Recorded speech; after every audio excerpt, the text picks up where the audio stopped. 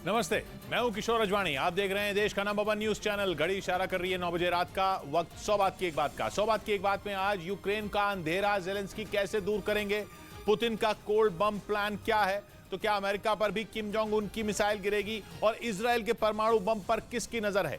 Breaking news आ रही है Ukraine युद्ध से जुड़ी। जंग के 268वें दिन की सबसे बड़ी खबर यह है कि यूक्रेन के 1 करोड़ से ज्यादा लोगों को अंधेरे का सामना करना पड़ रहा है।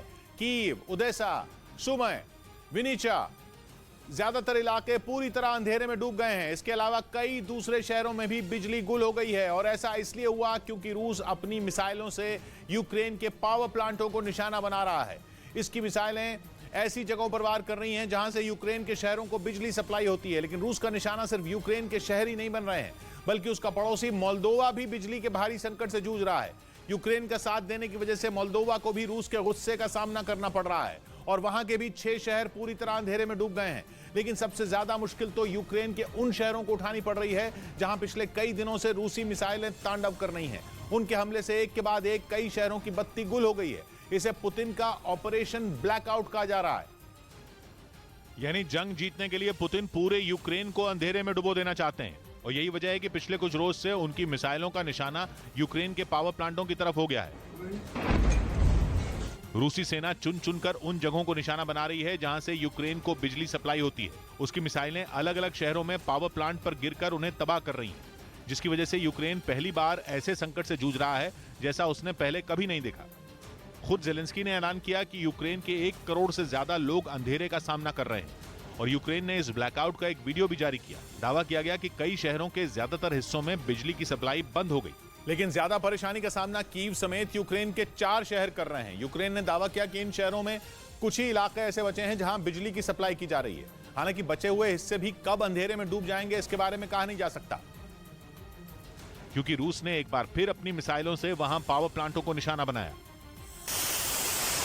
दावा किया गया कि रूस के इन ताजा हमलों ने वहां के बिजली घरों को फिर तगड़ा नुकसान पहुंचाया और एक बार फिर रूस ने इस तरह से हमले किए कि यूक्रेन की चारों दिशाओं में अफरा तफरी मच जाए। रूस ने इस बार जिन शहरों को निशाना बनाया उनमें उत्तर में मौजूद राजधानी कीव पर मिसाइलें दागी गईं। इसके अलावा पश्चिम के विनीचा शहर को भी निशाना बनाया गया, जबकि दक्षिण के ओडेसा और दक्षिण पश्चिम में मौजूद सुमय को भी मिसाइलों की मार से दहला दिया गया।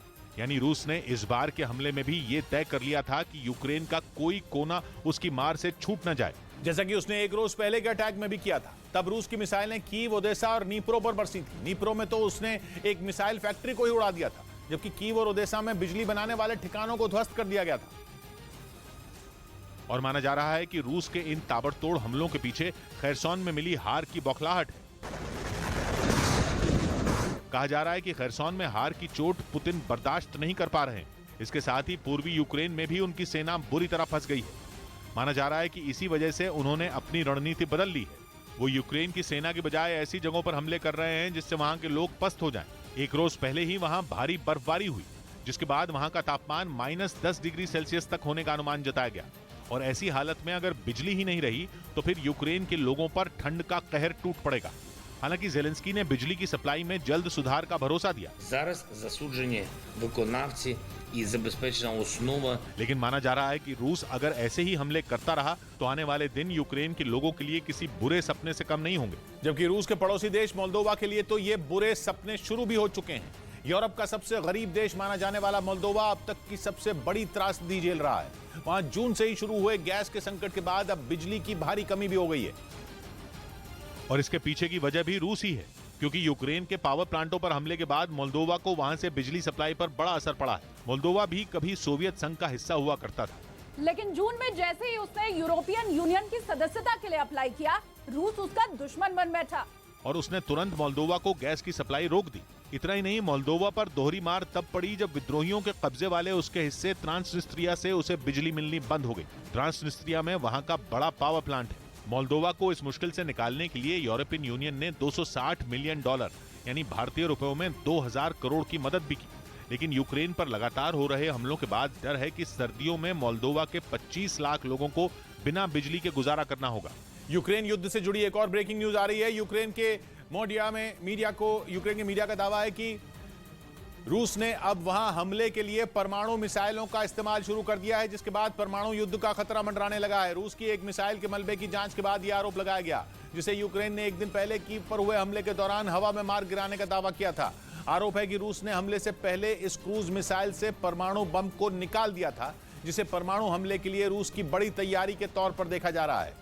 और यूक्रेन के मीडिया ने दावा किया कि उसकी सेना ने कीव की ओर आ रही जिस मिसाइल को मार गिराया था वो कोई मामूली मिसाइल नहीं, बल्कि रूस की सबसे खतरनाक मानी जाने वाली KH-55 परमाणु मिसाइल थी, जिसकी मदद से सैकड़ों किलोमीटर दूर बैठे दुश्मन का बड़ा इलाका तबाह किया जा सकता है। यानी अगर रूस ने इस मिसाइल को परमाणु बम लोड करके दाग दिया तो फिर यूक्रेन में तबाही मचनी तय थी। और इसीलिए यूक्रेन इस बात से खौफ में है कि खैरसोन का बदला लेने के लिए पुतिन उसके कई इलाकों को हमेशा के लिए बर्बाद कर सकते हैं, क्योंकि रूस पर जिस KH-55 क्रूज मिसाइल से हमला करने का आरोप लग रहा है उसकी मदद से 200 किलोटन की क्षमता वाला परमाणु बम दागा जा सकता है और इसकी रेंज करीब 3000 किलोमीटर है। यानी सिर्फ यूक्रेन ही नहीं, जंग में उसकी मदद कर रहे यूरोप के देश भी इस मिसाइल के हमले की जद में है, क्योंकि यूक्रेन के साथ साथ पूरी दुनिया ने देखा था कि क्राइमिया के कर्च ब्रिज पर हमले के बाद क्या हुआ था। पुतिन ने उस पुल पर हुए धमाके का ऐसा बदला लिया था कि यूक्रेन के 7 शहर कांप उठे थे और कीव पर बरसी मिसाइलों ने भयानक तबाही मचाई थी। इसके साथ ही जापोरिजिया और खार्किव जैसे शहरों ने भी पुतिन के गुस्से का स्वाद चखा था। उस वक्त बात सिर्फ एक ब्रिज पर हमले की थी, लेकिन अब तो यूक्रेन का एक पूरा प्रांत ही पुतिन के हाथों से फिसलता दिख रहा है। इसी वजह से यूक्रेन को इस बात का डर सता रहा है कि खैरसोन का बदला लेने के लिए पुतिन परमाणु हमले की तैयारी में जुट गए हैं, जिसके लिए उनकी सेना ने अपने जखीरे में मौजूद परमाणु मिसाइलों की ताकत को परखना शुरू कर दिया, जिनमें KH-55 क्रूज मिसाइल को सबसे खतरनाक हथियार माना जा रहा है, क्योंकि ये कोई ऐसी वैसी मिसाइल नहीं है, बल्कि आसमान में उड़ती मौत है। कहा जाता है कि यह पुतिन के तरकश का वो तीर है जिसका वार कभी खाली नहीं जाता।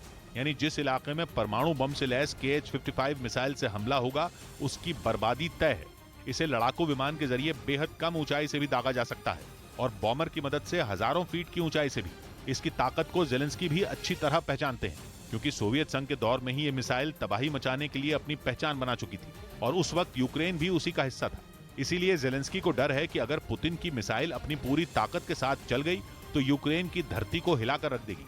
उधर ईरान और इजरायल के बीच तनाव कम होता नहीं दिख रहा। ईरान की फौज के एक पूर्व अधिकारी के इंटरव्यू ने इजरायल की टेंशन बढ़ा दी। इस इंटरव्यू को इजरायल एक सीधी धमकी की तरह देख रहा है, क्योंकि इस इंटरव्यू में यह दावा कर दिया गया कि इजरायल के परमाणु बमों का ठिकाना ईरान जानता है। यह भी कहा गया कि ईरान की मिसाइलों का टारगेट इजरायल के परमाणु ठिकाने ही होने वाले हैं।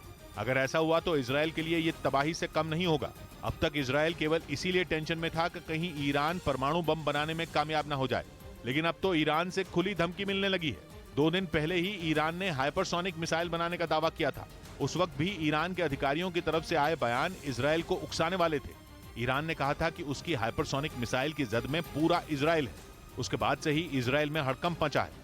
खबर तो यह भी है कि इजरायल और अमेरिका की खुफिया एजेंसियों ने नए सिरे से सुरक्षा तंत्र मजबूत करने पर काम शुरू कर दिया है, लेकिन हाइपरसोनिक मिसाइल का तोड़ मिलने से पहले ही ईरान ने इजरायल की टेंशन बढ़ा दी। अब तो माना जा रहा है कि इजरायल के परमाणु हथियारों के ठिकाने कभी भी तबाह हो सकते हैं, क्योंकि ईरान ने साफ कहा है कि उसके टारगेट पर इजरायल का कोई शहर है ही नहीं, बल्कि वो तो केवल इजरायल का गुरूर तोड़ना चाहता है।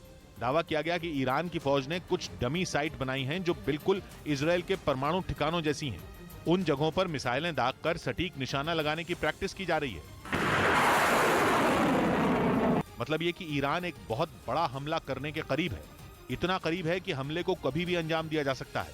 पिछले करीब 15 दिन में ईरान कई बार इजरायल को हमले की धमकी दे चुका है। यहां तक कि हिजाब आंदोलन से दूर रहने के लिए अमेरिका और इजरायल दोनों को वो चेतावनी दे चुका है। लेकिन ईरान ने अगर इजरायल के परमाणु ठिकाने तबाह किए तो जंग तय हो जाएगी। इस बीच पश्चिमी मीडिया ने दावा किया कि जेलेंस्की को घुटनों पर लाने के लिए पुतिन हाड़ कपा देने वाली सर्दी का इंतजार कर रहे हैं, क्योंकि बताया जा रहा है कि ज्यादा ठंड की वजह से यूक्रेन को पश्चिमी देशों से मिलने वाले हथियारों की सप्लाई ठप पड़ जाएगी, जिसके बाद पुतिन की सेना यूक्रेन के सैनिकों पर कहर बनकर टूट पड़ेगी। पश्चिमी मीडिया का दावा है कि पुतिन सर्दियों में यूक्रेन पर बड़े हमले की तैयारी कर रहे हैं, क्योंकि उन्हें यह बात अच्छी तरह से पता है कि जब तक जेलेंस्की की सेना को पश्चिमी देशों के हथियार मिल रहे हैं तब तक वो यूक्रेन पर कब्जा नहीं कर पाएंगे। इसी वजह से ये दावा किया जा रहा है कि पुतिन सर्दियों के आने तक जंग को सिर्फ खींच रहे हैं। पश्चिमी मीडिया के मुताबिक पुतिन को ये लग रहा है कि ठंड बढ़ने के बाद यूरोपीय और पश्चिमी देश अपने आप को सर्दी से बचाने या यूं कहें कि खुद को गर्म रखने में जुट जाएंगे। जिससे उनका ध्यान यूक्रेन की तरफ से हट जाएगा और यूक्रेन को पश्चिमी देशों से मिलने वाले हथियारों की सप्लाई बंद हो जाएगी। और अगर ऐसा हुआ तो यह जेलेंस्की के लिए किसी बुरे सपने से कम नहीं होगा, क्योंकि दावा किया जा रहा है कि नेटो देशों से हथियारों की सप्लाई रुकते ही पुतिन की फौज यूक्रेन पर जोरदार तरीके से हमला बोल देगी, जिसके बाद जेलेंस्की के जवानों के सामने रूसी सेना के आगे घुटने टेकने के अलावा कोई चारा नहीं बचेगा।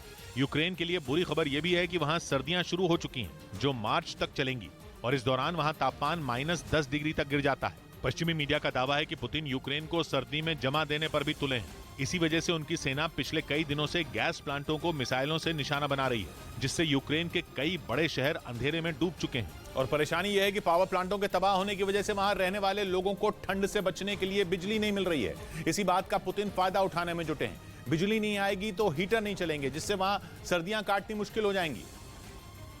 और माना जा रहा है कि इस ऊर्जा संकट का असर यूक्रेन की सेना पर भी पड़ेगा। एक तरफ रूस से लोहा लेने के लिए यूक्रेन के सैनिकों के पास हथियार नहीं होंगे, तो दूसरी तरफ ठंड से बचने के लिए उन्हें गैस और बिजली नहीं मिलेगी, जिससे जवानों का हौसला पस्त हो जाएगा। यही नहीं, कुछ रोज पहले ही ये खबर भी आई थी कि यूक्रेन को हथियारों की लगातार सप्लाई करने की वजह से नेटो के कई देशों के पास गोला बारूद की कमी हो गई है। दावा तो ये तक किया गया था कि कई देशों ने यूक्रेन को हथियार देने से मना तक कर दिया है। और अब पुतिन ने सर्दियों में यूक्रेन पर सबसे बड़े हमले की प्लानिंग कर जेलेंस्की की परेशानी को बढ़ा दिया है।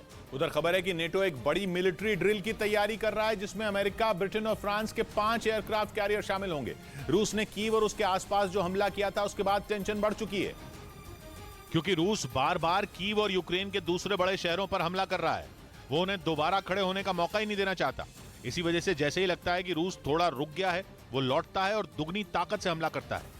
3 दिन पहले यूक्रेन की राजधानी और कई और बड़े शहरों पर मिसाइलें बरसाकर उसने फिर से बता दिया कि वो यूक्रेन के लोगों को शांति से जीने नहीं देगा। और अब तो बात नेटो देश पोलैंड तक पहुंच चुकी है, क्योंकि चाहे वहां रूस की मिसाइलें गिरी हो या नहीं, क्योंकि नेटो में शामिल कई देश कह रहे हैं कि पोलैंड में गिरी मिसाइल रूस की हो या यूक्रेन की, उनके वहां पहुंचने की वजह तो रूसी है। क्योंकि ये घटना उस दौरान हुई जब रूस ने यूक्रेन पर मिसाइलें दागी थी, और नेटो का मानना है कि उन्हें रोकने के चक्कर में ही यूक्रेन की मिसाइल पोलैंड के अंदर जा गिरी, जिससे 2 लोगों की जान चली गई, जिसके बाद खतरे की घंटी बज गई। नेटो ने यह तो नहीं माना कि रूस की मिसाइल पोलैंड पहुंची, लेकिन इस बात से इनकार भी नहीं किया कि रूस आने वाले समय में ऐसा कुछ नहीं करेगा। इसी वजह से उसने समंदर में एक बड़ी ड्रिल की प्लानिंग कर ली, जिसमें 5 एयरक्राफ्ट कैरियर शामिल होंगे, जिनमें अमेरिका का CVN-77 शामिल है। अमेरिका का एयरक्राफ्ट कैरियर CVN-78 भी इस ड्रिल का हिस्सा है। इसके अलावा फ्रांस, इटली और यूके के युद्धपोत भी इस ड्रिल का हिस्सा बनेंगे। और ये 5 एयरक्राफ्ट कैरियर पूरे यूरोप में समंदर में घूम घूम कर युद्ध अभ्यास करेंगे और रूस को अपनी ताकत दिखाएंगे। खबर है कि अमेरिका, ब्रिटेन, फ्रांस और इटली के युद्धपोत नॉर्थ अटलांटिक सी, नॉर्थ सी और भूमध्य सागर में युद्ध अभ्यास करेंगे। वैसे अमेरिका अपने CVN-75 को भूमध्य सागर में पहले भी तैनात कर चुका है, लेकिन पिछले कुछ सालों में यह पहली बार होगा जब अमेरिका के 2 एयरक्राफ्ट कैरियर एक साथ भूमध्य सागर पहुंचेंगे। भूमध्य सागर के उत्तर में यूरोप के देश और दक्षिण में अफ्रीकी देश हैं, और इसीलिए अमेरिका के युद्धपोतों पर रूस की नजर रहेगी, क्योंकि अमेरिका के 2 ताकतवर युद्धपोतों के वहां पहुंचने का मतलब रूस के लिए खतरे की घंटी बजना है। यही नहीं, नेटो केवल अपनी तैयारियों से नहीं बल्कि जुबान से भी पुतिन को डराने की कोशिश कर रहा है, क्योंकि नेटो देश कनाडा के लातविया में तैनात कमांडर को लगता है कि उनकी सेना रूस को मजा चखा सकती है, वो भी बड़े अंतर से। कनाडा की सेना की एक बड़ी टुकड़ी बाल्टिक देश लातविया में तैनात है, और कनाडा के कमांडर ने बयान दिया कि अगर रूस ने बाल्टिक देशों पर हमला किया तो उन्हें मुंह की खानी पड़ेगी। नेटो में शामिल बाल्टिक सागर के किनारे बसे छोटे देश हों या यूरोप के ताकतवर देश, सभी जानते हैं कि रूस से जंग हुई तो नेटो के 30 देशों की सेनाएं पुतिन से भिड़ जाएंगी, जिन्हें हराना पुतिन के लिए आसान नहीं होगा। माना यह जा रहा है कि इसी वजह से रूस ने केवल और केवल यूक्रेन पर हमला किया, न कि उसके पड़ोसी देशों पर, क्योंकि वो जानते हैं यूक्रेन की नेटो कभी भी उस तरह से मदद नहीं करेगा जैसी पोलैंड या फिर बाल्टिक देशों की करेगा। हालांकि वो ये दलील देते हैं कि यूक्रेन रूस का हिस्सा है और वहां चल रही जंग वैसे ही है जैसे किसी देश का गृह युद्ध होता है, इसलिए किसी बाहर वाले को इस मामले में बोलना ही नहीं चाहिए। इधर रूस की तरफ से हमले के बढ़ते खतरे को देखते हुए जर्मनी ने यूक्रेन के पड़ोसी देश पोलैंड को सुरक्षा का प्रस्ताव दे दिया। जर्मनी ने पोलैंड की तरफ मदद का हाथ उस वक्त बढ़ाया जब 3 दिन पहले पोलैंड की पूर्वी सीमा के पास शेगोदुफ नाम की जगह पर 2 मिसाइलें जाकर गिर गईं। और ये हो हल्ला होने लगा कि ये मिसाइलें किसी और ने नहीं बल्कि रूस ने पोलैंड पर दागी हैं। इसी बीच जर्मनी ने पोलैंड के सामने ये प्रस्ताव रख दिया कि वो उसके हवाई क्षेत्र की सुरक्षा के लिए अपने लड़ाकू विमानों को पेट्रोलिंग के लिए वहां भेज सकता है। जर्मनी के रक्षा मंत्रालय की तरफ से कहा गया कि अगर ये प्रस्ताव पोलैंड को पसंद आता है तो तुरंत उसके लड़ाकू विमान पोलैंड के हवाई क्षेत्र की सुरक्षा के लिए रवाना कर दिए जाएंगे। और तो और पोलैंड की मदद के लिए जर्मनी इस कदर आमादा दिखा कि उसने पोलैंड के सामने ये प्रस्ताव भी रख दिया कि उसके लड़ाकू विमान जर्मनी के एयरबेस से ही उड़ान भरेंगे। और माना जा रहा है कि ये सब जर्मनी सिर्फ इसलिए कर रहा है क्योंकि उसे डर सता रहा है कि रूस कहीं उस पर भी हमला न कर दे। कुछ रोज पहले ये खबरें भी आई थी कि रूस से घबराया जर्मनी अपने रक्षा बजट में जबरदस्त इजाफा करने वाला है, जिसके बाद वो आने वाले वक्त में अमेरिका समेत कई देशों से खतरनाक हथियार और सैन्य उपकरण खरीदेगा। पश्चिमी मीडिया के मुताबिक यूक्रेन की तरह ही पुतिन कभी भी जर्मनी पर हमले का आदेश दे सकते हैं। हालांकि ऐसा होते ही रूस और नाटो आमने सामने आ जाएंगे, क्योंकि जर्मनी सैन्य संगठन नेटो का सदस्य है। नेटो के एक नियम के मुताबिक अगर इस संगठन में शामिल किसी भी देश पर हमला होता है तो सारे सदस्य देश हमला करने वाले देश के खिलाफ मैदान में उतर सकते हैं। मतलब ये कि अगर पुतिन की सेना जर्मनी में घुसी या फिर जर्मनी के खिलाफ जंग का ऐलान किया तो ऐसी जंग शुरू होगी जिसे पूरी दुनिया देखेगी। इसलिए कहा जा रहा है कि बढ़ते खतरे को देखते हुए जर्मनी ने भी जंग की तैयारियां शुरू कर दी हैं। खबरें हैं कि यूक्रेन के बाद पुतिन की नजरें जर्मनी पर टिकी हैं, क्योंकि यूक्रेन से युद्ध शुरू होने के बाद जर्मनी ने ही सबसे पहले यूक्रेन को 14 होवित्जर और दूसरे घातक हथियारों की सप्लाई की थी। दावा है कि इसी वजह से रूस जर्मनी से नाराज है। ऐसे में जर्मनी अपनी सेना की ताकत को बढ़ाने में जुट गया है और पोलैंड में 2 मिसाइलों के गिरने के बाद जर्मनी के हाथ एक सुनहरा मौका लग गया। वो चाहता है कि अगर रूस उस पर हमला बोले तो वो जंग में अकेला ना खड़ा हो, उसके साथ दूसरे देश भी हों। इसलिए माना जा रहा है कि उसने पोलैंड के सामने उसके हवाई क्षेत्र की सुरक्षा का प्रस्ताव रख दिया। 3 दिन पहले जब रूस ने 100 मिसाइलें यूक्रेन पर दागी थी तब ये आरोप लगने लगा था कि उसमें से 2 मिसाइलें पोलैंड में जाकर गिर गई थी।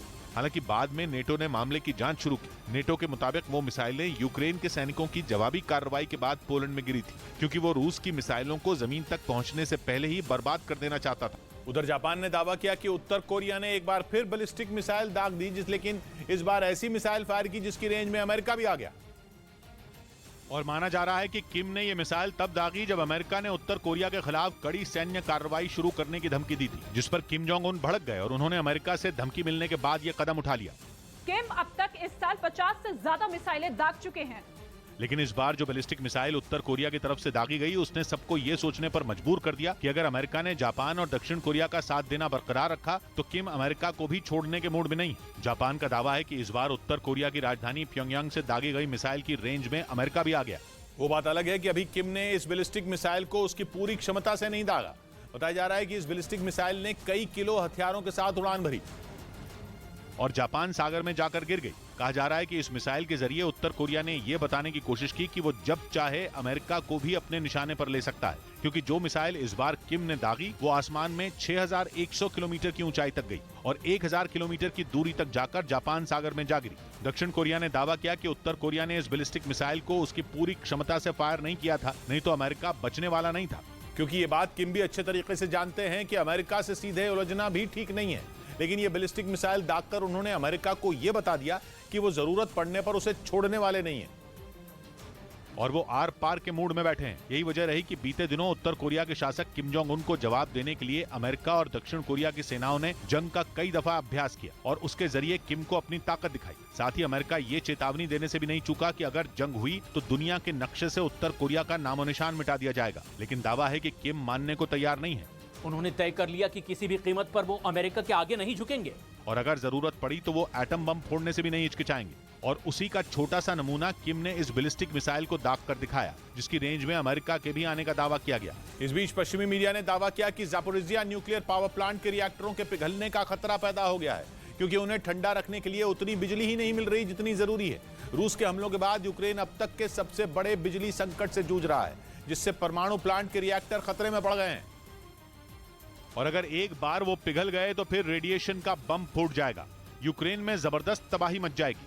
रेडिएशन की चपेट में आने वाला हर इंसान खत्म हो जाएगा और ये बात सिर्फ कुछ 100 लोगों की नहीं हो रही, बल्कि हजारों लोग मौत की नींद सो जाएंगे। यानी अब तक यूक्रेन की जंग में जितने लोग मारे गए होंगे, रेडिएशन का बम एक झटके में उससे ज्यादा लोगों की मौत की वजह बन जाएगा, जिससे बचने के लिए परमाणु प्लांट को बिजली चाहिए ताकि वहां के 6 रिएक्टरों को ठंडा रखा जा सके। लेकिन यूक्रेन की परेशानी ही यही है कि रूस के हमलों के बाद वहां के कई पावर प्लांटों ने काम करना बंद कर दिया है। वहां के कई शहरों में ही बिजली नहीं मिल पा रही है। ऐसे में न्यूक्लियर पावर प्लांट में भी बिजली की सप्लाई पर बड़ा असर पड़ा है, जो उसके लिए एक बड़ी मुसीबत साबित हो सकती है। लेकिन सिर्फ बिजली ही प्लांट के लिए परेशानी नहीं है, बल्कि वहां छिड़ी जंग भी खतरे का सायरन बजा रही है। कई बार इस बात की आशंका जताई जा चुकी है कि प्लांट पर अगर कोई मिसाइल टकराई तो उससे भी रेडिएशन फैल जाएगा। इसी वजह से यूएन की संस्था इंटरनेशनल एटॉमिक एनर्जी एजेंसी ने तीसरी बार रूस के लिए चेतावनी जारी की है कि वो वहां हमले न करे। इसके साथ ही उसने ये भी कहा कि रूस न्यूक्लियर प्लांट को छोड़कर निकल जाए, क्योंकि वहां 6 रिएक्टरों को ठंडा रखने के लिए सिर्फ 750 किलोवाट बिजली ही मिल पा रही है, जो कि इतनी कम है कि उससे सभी रिएक्टर ठंडे नहीं रखे जा सकते और उन पर खतरा बढ़ता ही जा रहा है, जिनके रखरखाव के लिए रूसी सेना का वहां से हटना जरूरी है। रूस ने मई के महीने से ही वहां कब्जा जमा रखा है, क्योंकि ये यूक्रेन का ऐसा न्यूक्लियर पावर प्लांट है जहां से 5700 मेगावाट बिजली का उत्पादन होता है। यानी यहां इतनी बिजली बनाई जाती है जो 40 लाख घरों के लिए काफी है। इसकी अहमियत का अंदाजा इस बात से भी लगाया जा सकता है कि यूक्रेन में जितनी बिजली पैदा होती है उसका 5वां हिस्सा अकेला ज़ापोरिज़िया न्यूक्लियर पावर प्लांट ही पैदा करता है। ये यूरोप का सबसे बड़ा और दुनिया का 9वां बड़ा न्यूक्लियर पावर प्लांट है और इसी वजह से रूस ने जंग शुरू होने के बाद से ही इस पर कब्जा किया हुआ है, ताकि यूक्रेन को बिजली के लिए तरसाया जा सके। इधर खबर है कि ग्रीस के बाद तुर्की की अपने और 2 और पड़ोसी देशों मिस्र और सऊदी अरब से भी ठन गई है। पश्चिमी मीडिया ने दावा किया कि इन दोनों देशों की ग्रीस के साथ मिलिट्री ड्रिल को तुर्की ने बड़ा धोखा बताया, क्योंकि हाल के दिनों में ग्रीस के साथ उसका तनाव चरम पर पहुंच चुका है और एक छोटी सी चिंगारी भी दोनों नेटो देशों के बीच जंग भड़का सकती है। लेकिन अब डर यह है कि कहीं ग्रीस की मिस्र और सऊदी अरब के साथ अलग अलग मिलिट्री ड्रिल से तिलमिलाया तुर्की ताव में आकर वाकई कोई बम न फोड़ दे, क्योंकि खबर है कि तुर्की ने पहले ही इन दोनों देशों को ग्रीस के साथ किसी तरह का सैन्य अभ्यास नहीं करने की चेतावनी भी दी थी। लेकिन उसकी धमकी को नजरअंदाज करते हुए सऊदी अरब ने पिछले दिनों ग्रीस के साथ बड़ी एयर ड्रिल की, जिसमें सऊदी अरब की रॉयल एयरफोर्स के F-15 और ग्रीस के F-16 फाइटर जेट शामिल हुए। और अमेरिका के इन लड़ाकू विमानों की गरज ने तुर्की की उसी दुखती रग पर हाथ रख दिया जिसकी वजह से वो पहले ही बौखलाया हुआ है, क्योंकि पिछले साल अक्टूबर में ही तुर्की ने अमेरिका से F-16 फाइटर जेट खरीदने की इच्छा जताई थी। लेकिन उसकी लाख मिन्नतों के बाद भी अमेरिका उसे F-16 नहीं दे रहा और ऐसे में अपने पड़ोस में अमेरिका के उसी लड़ाकू विमान की उड़ान से उसका गुस्सा 7वें आसमान पर पहुंच गया और तुर्की के गुस्से की इस आग में घी डालने का काम किया उसके एक और पड़ोसी मिस्र ने, जिसकी नौसेना अगले हफ्ते भूमध्य सागर में ग्रीस की नौसेना के सैन्य अभ्यास के लिए कमर कस चुकी है। और मिलिट्री ड्रिल का ये सिलसिला ऐसे वक्त में तेज हुआ जब तुर्की और ग्रीस जंग की दहलीज पर खड़े हैं। इसीलिए तुर्की ने मिस्र और सऊदी अरब की हरकत को धोखा करार दिया। हालांकि इन दोनों देशों के साथ भी तुर्की के रिश्ते पिछले कुछ सालों से खराब ही थे, जिन्हें सामान्य करने के लिए उसने इसी साल दोनों देशों के साथ बातचीत की पहल शुरू की थी। लेकिन ग्रीस की वजह से ये बातचीत बनते बनते बिगड़ती दिख रही है। इस बीच खबर है कि यूक्रेन को हथियारों की सप्लाई पश्चिमी देशों के लिए बड़ी चुनौती बनकर खड़ी हो गई है।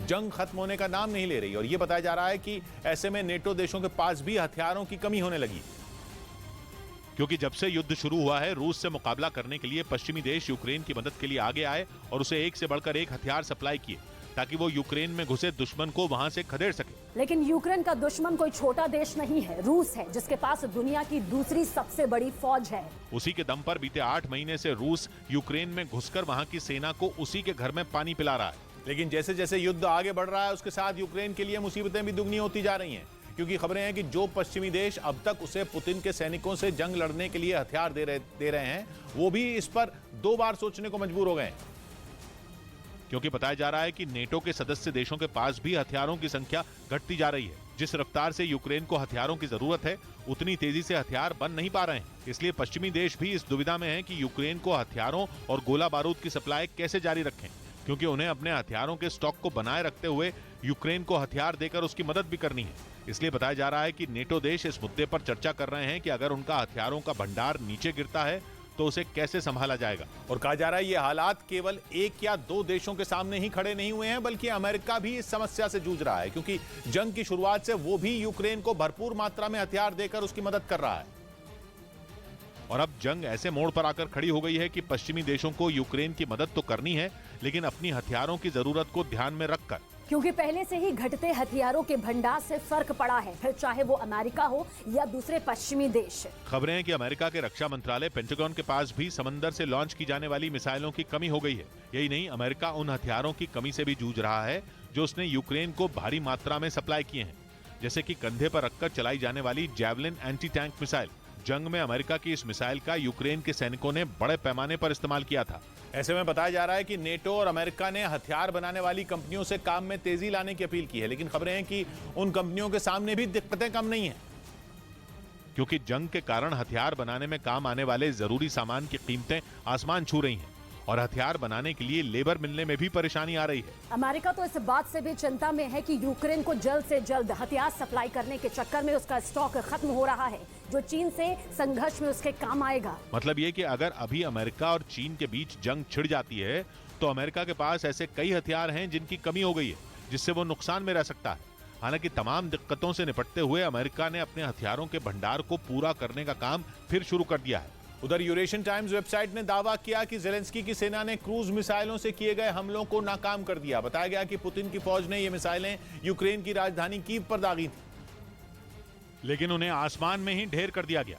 यूरेशियन टाइम्स वेबसाइट के मुताबिक यूक्रेन की सेना ने इन मिसाइलों को जर्मनी के आइरिस-टी एयर डिफेंस सिस्टम से तबाह किया। मिसाइलों को ढेर करने का एक वीडियो भी सामने आया, जिसमें एक मिसाइल आसमान में उड़ती दिखाई दी, लेकिन इससे पहले कि वो जमीन पर फटती, हवा में ही उसे नष्ट कर दिया गया। बताया जा रहा है कि खैरसॉन से पीछे हटने के बाद रूसी सेना ने कीव पर कलिब्र क्रूज मिसाइलें दागी थी, लेकिन दावा है कि उसकी मिसाइलों को चुन चुन कर ढेर कर दिया गया। असल में क्रूज मिसाइलों के हमलों से बचने के लिए ही यूक्रेन ने जर्मनी से इस एयर डिफेंस सिस्टम की मांग की थी। कहा जा रहा है कि अब ये यूक्रेन के लिए किसी कवच की तरह काम कर रहा है। इधर खबर है कि चीन के खतरे की वजह से जापान घातक हथियार जुटाने में लग गया है। उसे डर है कि कहीं रूस की तरह चीन भी उस पर हमला ना कर दे, क्योंकि चीन और जापान के बीच जारी तनाव ताजा नहीं है बल्कि बरसों पुराना है। ये दोनों देश पूर्वी चीन सागर के कई द्वीपों के लिए झगड़ते रहे हैं और अब ऐसे में खबर है कि जापान ने चीन से निपटने के लिए घातक हथियारों को जुटाने का काम शुरू कर दिया है। यहाँ तक कि वो अपने सख्त दिशा निर्देशों में बदलाव भी कर रहा है ताकि अपने घातक हथियारों का निर्यात वो दूसरे देशों में कर सके और दूसरे देश भी चीन से संघर्ष के हालात में उसका सहारा बन जाएं। बताया जा रहा है कि जापान की ये बात तब समझ में आई जब रूस के आक्रमण के बाद यूक्रेन ने जापान से घातक हथियारों की मांग की थी, लेकिन वो जेलेंस्की की फौज की मदद के लिए आगे नहीं आ पाया था, क्योंकि जापान के 3 कानून ऐसे हैं जो हथियारों के निर्यात पर बैन लगाते हैं। यही वजह थी कि जापान यूक्रेन को जंग में डटे रहने के लिए हथियारों की सप्लाई नहीं कर पाया था। इस बीच जापान ने चीन को मात देने के लिए अपनी घातक टाइप 12 एंटीशिप मिसाइल को भी अपग्रेड करने का प्लान तैयार किया है। इस मिसाइल को जमीन से दुश्मन की ओर दागा जाता है। फिलहाल ये 200 किलोमीटर की रेंज में मौजूद दुश्मन पर मार कर सकती है। जापान की योजना टाइप 12 एंटीशिप मिसाइल की रेंज 1000 किलोमीटर तक बढ़ाने की है, ताकि वो लंबी दूरी पर मौजूद दुश्मन को भी मुंह तोड़ जवाब दे सके और उसके सैन्य ठिकानों को चंद सेकंड में तबाह कर सके। उधर खबर है कि पोलैंड ने अपनी फुटबॉल टीम को F-16 फाइटर प्लेन की सुरक्षा में वर्ल्ड कप खेलने के लिए पश्चिम एशिया के देश कतर पहुंचाया। ऐसा इसलिए किया गया क्योंकि कुछ रोज पहले ही यूक्रेन बॉर्डर के पास पोलैंड के एक इलाके में मिसाइल गिरी थी, जिसमें 2 लोगों की मौत हो गई थी। दावा किया जा रहा है कि मिसाइल गिरने की वजह से पोलैंड बुरी तरह डरा हुआ है। उसे यह लग रहा है कि जंग में यूक्रेन की मदद करने की वजह से कहीं पुतिन का गुस्सा उस पर न फूट पड़े। उसका यह डर जायज भी है, क्योंकि पोलैंड न सिर्फ जंग में जेलेंस्की के साथ खड़ा है, बल्कि नेटो देशों से मिले हथियार वहीं से होकर यूक्रेन पहुंच रहे हैं, जिसकी वजह से पुतिन पोलैंड पर आग बबूला है और वो कई बार हमले की धमकी भी दे चुके हैं। हालांकि पोलैंड सैन्य संगठन नेटो का सदस्य है, लेकिन माना जा रहा है कि इसके बाद भी वो रूस की धमकियों से खौफ में है। पोलैंड की हालत तब और खराब हो गई जब 15 नवंबर को उसके एक इलाके में मिसाइल गिर गई। इसी वजह से जब पोलैंड की फुटबॉल टीम वर्ल्ड कप खेलने के लिए कतर रवाना हुई तो उसे F-16 लड़ाकू विमानों से सुरक्षा दी गई, क्योंकि दावा किया जा रहा है कि मिसाइल गिरने की वजह से पोलैंड बुरी तरह घबरा गया है। उसे ये लग रहा है कि अगर रूस ने हमला किया तो उसका क्या होगा। इसी वजह से पोलैंड बड़े पैमाने पर आधुनिक और घातक हथियार खरीदने में जुटा है, ताकि अगर पुतिन ने गलती से उसकी तरफ आंख भी उठाई तो उन्हें हर मोर्चे पर करारा जवाब दिया जा सके। मतलब ये कि पोलैंड ने पुतिन से जंग लड़ने के लिए कमर कस ली है और वो हर कदम फूंक फूंक कर रख रहा है। इसी कड़ी में जब उसकी फुटबॉल टीम वर्ल्ड कप खेलने के लिए कतर रवाना हुई तो उसे जमीन से लेकर आसमान तक कड़ी सुरक्षा दी गई। इसका एक वीडियो भी सामने आया, जिसमें आसमान में 2 F-16 लड़ाकू विमान फुटबॉल टीम को ले जा रहे प्लेन को सुरक्षा देते दिखे। दावा किया गया कि फाइटर जेट तब तक उस प्लेन के पीछे उड़ते रहे जब तक कि वो पोलैंड की एयर स्पेस से बाहर नहीं निकल गया। इस बीच पश्चिम एशिया के देश कतर में होने वाले फुटबॉल वर्ल्ड कप पर खतरा मंडराने लगा। दावा किया गया कि इस दौरान वहां कुछ आतंकवादी संगठन जैविक हमला कर सकते हैं, यानी ऐसा हमला जिसमें न तो बारूद होगा और न ही धमाका, लेकिन लाखों लोगों की जान जाने का खतरा जरूर होगा। दावा है कि आतंकी संगठन ISIS के लोग इस जैविक हमले को अंजाम देने की फिराक में हैं, जिसका खुलासा एक टेलीग्राम चैनल के जरिए हुआ। जिसमें ISIS के आतंकी आपस में बातचीत करते हुए इसे दहशत फैलाने का सुनहरा मौका बताते नजर आए। और उसी के बाद से कतर समेत दुनिया भर की सुरक्षा एजेंसियों के कान खड़े हो गए। दावा है कि वहां सुरक्षा की जिम्मेदारी संभालने वाली टीमों ने केमिकल और रेडियो एक्टिव खतरे के लिहाज से भी चेकिंग की। ऐसा इसलिए क्योंकि कतर में होने वाले फुटबॉल के वर्ल्ड कप में हिस्सा लेने के लिए कई देशों के खिलाड़ी और करीब 10 से 12 लाख दर्शक आएंगे। यही वजह है कि इस पर दुनिया भर की निगाह होगी। टेलीग्राम चैनल के मुताबिक आतंकी वहां आने वाले लोगों के खाने पीने के सामान में वायरस मिलाकर भयानक तबाही मचाने की तैयारी में है, जिसे वो स्प्रे की मदद से उनके खाने में छिड़ककर कतर में जैविक हमला कर सकते हैं। दावा है कि उनकी कोशिश खासतौर पर पश्चिमी देशों से आए लोगों को निशाना बनाने की होगी ताकि दुनिया भर में कतर को बदनाम किया जा सके। इधर इजराइल ने अपने दुश्मन ईरान से निपटने के लिए आयरन डोम का नेवल वर्जन बना लिया और उसके एक सफल टेस्ट का दावा किया। आयरन डोम इजराइल का एयर डिफेंस सिस्टम है, लेकिन समंदर में होते ईरान के हमलों का करारा जवाब देने के लिए इजराइल ने पानी के जहाजों का रक्षक तैयार कर दिया ताकि ईरान इजराइल के जहाजों का बाल भी बांका ना कर पाए। सी डोम नाम का यह सिस्टम शिप पर इंस्टॉल किया जाएगा, जो कि उसे रॉकेट, मिसाइल और ड्रोन के हमलों से बिल्कुल उसी तरह बचाएगा जैसे जमीन पर तैनात आयरन डोम इजराइल के ठिकानों की हिफाजत करता है। अभी मंगलवार को ईरान के एक ड्रोन ने इजरायली बिजनेसमैन के तेल के एक टैंकर को अपना निशाना बनाया था। कहा जा रहा है कि हमले के लिए ईरान ने अपने शाहिद 136 ड्रोन को चुना था, वही शाहिद 136 जिसने यूक्रेन का तेल निकाला हुआ है। उसी हमले के बाद इजराइल के रक्षा मंत्रालय ने बयान जारी कर कहा कि उनके जंगी जहाज पर तैनात सी डोम सिस्टम ने मुश्किल हालात में भी अपने टारगेट को आराम से डिटेक्ट और इंटरसेप्ट कर लिया। उधर रूस की फौज ने दावा किया कि उसने जापोरिजिया में अपने घातक हथियारों से यूक्रेन की सेना पर रॉकेटों की ताबड़तोड़ बारिश की, जिसका एक वीडियो भी रूसी रक्षा मंत्रालय की तरफ से जारी किया गया, जिसमें रूस के जवान रॉकेट से हमले की तैयारी करते हुए नजर आए। वो हथियारों से लैस 3 टैंक एक खुले मैदान की तरफ ले गए। फिर वहीं से पुतिन के जवानों ने यूक्रेन की सेना पर रॉकेट बरसाने शुरू कर दिए। रूस ने दावा किया कि उसने मल्टीपल रॉकेट लॉन्चर से यूक्रेन की सेना पर ताबड़तोड़ रॉकेट दागे। बताया गया कि पुतिन की सेना ने जापोरिजिया में यूक्रेन के कई ठिकानों को इसी तरह तबाह कर जेलेंस्की की फौज को भारी नुकसान पहुंचाया। इस बीच पोलैंड के राष्ट्रपति 2 दिन पहले हुए मिसाइल हमले वाली जगह पर पहुंचे। इसी हमले में 2 लोगों की मौत हुई थी, जिसके बाद पोलैंड के राष्ट्रपति उस इलाके में पहुंचकर लोगों से मिले। उन्होंने इसे गलती से हुआ हमला बताया। te czynności postępowania pokazać. खबर है कि रूस के हमले से बचाव के दौरान यूक्रेन के एयर डिफेंस सिस्टम से मिसाइल पोलैंड बॉर्डर के पास के एक गांव में गिर गई थी। इधर यूक्रेन में जारी जंग के बीच नेटो देशों की सेनाएं रोमानिया में युद्ध अभ्यास करती नजर आईं। वहां के चिनको शहर में हो रहे इस सैन्य अभ्यास में अमेरिका और रोमानिया की सेना ने जमकर गोले बरसाए, जिनसे रोमानिया का चिनको शहर थर्रा उठा। इसके बाद तेज रफ्तार से हुंकार भरते जंगी टैंकों ने वहां बेतहाशा गोले बरसाए। जानकारी के मुताबिक जस्टिस सोर्ड नाम की इस मिलिट्री ड्रिल में अमेरिका, हॉलैंड, फ्रांस और रोमानिया की सेना ने हिस्सा लिया। Asigurați la care a participat cu efectiv. इस मिलिट्री ड्रिल के जरिए चारों देशों की सेनाओं ने एक दूसरे के आधुनिक हथियार और जंग के पैंतरे आपस में साझा किए। इसके अलावा वहां अमेरिकी ड्रोन और जंगी हेलीकॉप्टरों ने भी अपना दम दिखाया। वहीं इस दौरान सैनिकों को दुश्मन पर कुछ दूरी से सटीक हमला करने के साथ ही जंग के हालात से निपटने की ट्रेनिंग दी गई। उधर रूस से यूरोप तक गैस पहुंचाने वाली नॉर्थ स्ट्रीम पाइपलाइनों से हुई लीकेज पर स्वीडन ने सनसनीखेज दावा किया। उसने कहा कि उसे लीक वाली जगहों पर बारूद के सबूत मिले हैं।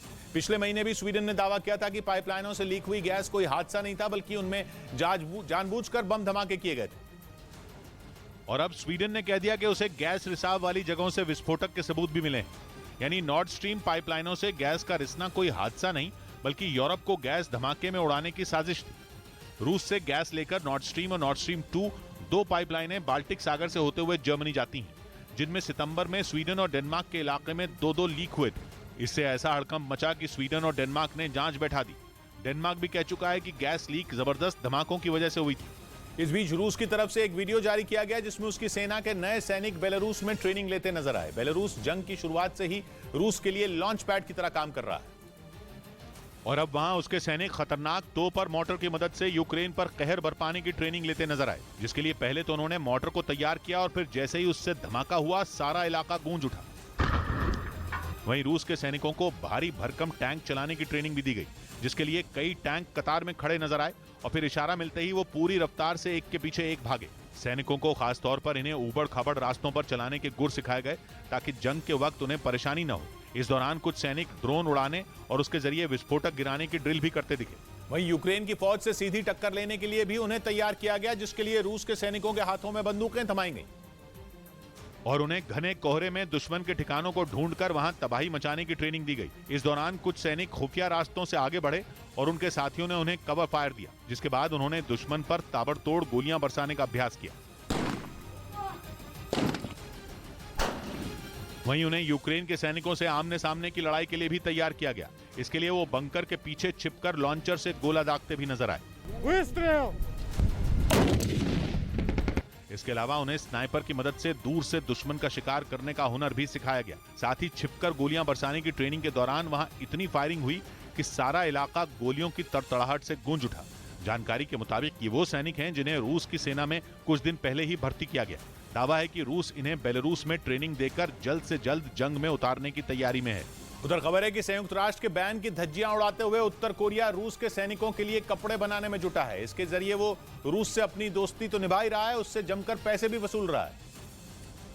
क्योंकि यूक्रेन में सर्दी शुरू हो गई है और ये 9 महीने से जंग लड़ रहे रूस के सैनिकों की सबसे बड़ी दुश्मन साबित हो सकती है। क्योंकि कुछ रोज पहले ही खबर आई थी कि उनके पास सर्दियों में लड़ने लायक कपड़े तक नहीं बचे और अब ये खबर आ रही है कि रूस को इस मुश्किल से निकालने के लिए खुद किम खड़े हो गए हैं। वो अपने देश में रूसी सैनिकों के लिए कपड़े, जैकेट और जूते तक बनवा रहे हैं और उन्हें बड़े पैमाने पर रूस भेज भी रहे हैं। इसके लिए उत्तर कोरिया की राजधानी समेत 3 शहरों की फैक्ट्रियों में दिन रात काम किया जा रहा है और हर एक फैक्ट्री में 500 से 1000 लोग रूस के सैनिकों के लिए कपड़े बनाने में जुटे हैं।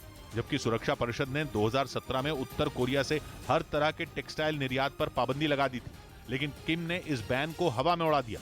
इधर ईरान में हो रहे हिंसक प्रदर्शन में वहां की सेना के एक कर्नल की मौत हो गई। ईरान में हिजाब आंदोलन खत्म होने का नाम ही नहीं ले रहा। अब तो वहां की सरकार इस आंदोलन के पीछे विदेशी साजिश का शक जता रही है। ईरान में हिजाब के विरोध में हजारों लोग सड़कों पर उतर आए और उन्होंने हिंसक प्रदर्शन किया, गाड़ियां फूंक दी। उनके निशाने पर सुरक्षा कर्मियों की मोटरसाइकिल रही, जिनमें प्रदर्शनकारियों ने आग लगा दी। ईरान की मीडिया ने दावा किया कि यह हिंसक प्रदर्शन ईरान के कुर्दिस्तान प्रांत में हो रहा है, जहां रात में बात पुलिस के हाथ से निकल गई, क्योंकि हजारों प्रदर्शनकारी अंधेरे में सड़कों पर उतरे और आगजनी करने लगे। जिसके बाद पुलिस वालों ने उन्हें रोकने के लिए फायरिंग शुरू कर दी और हर तरफ गोलियों की तड़तड़ाहट गूंज उठी।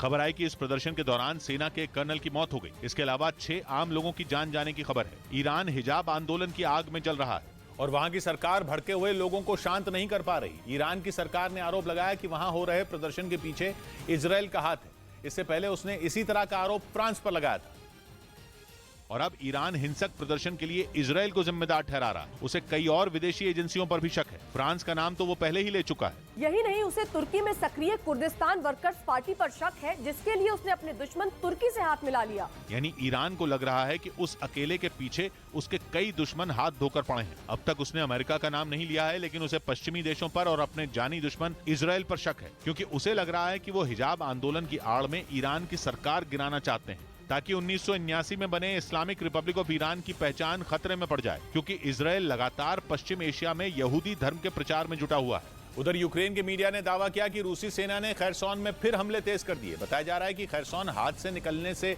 गुस्साए पुतिन के सैनिक अब आम लोगों को निशाना बना रहे हैं, ताकि उनमें दहशत पैदा की जा सके। यूक्रेन का आरोप है कि खैरसोन के कई हिस्सों में रूसी फौज जोरदार हमले कर रही है। कहा जा रहा है कि पुतिन के सैनिकों की गोलीबारी में एक आदमी की मौत भी हो गई। खबर है कि अभी खैरसोन के जिन हिस्सों पर रूसी सेना का कब्जा है, वो वहीं से मल्टीपल रॉकेट लॉन्चर से हमले कर रही है।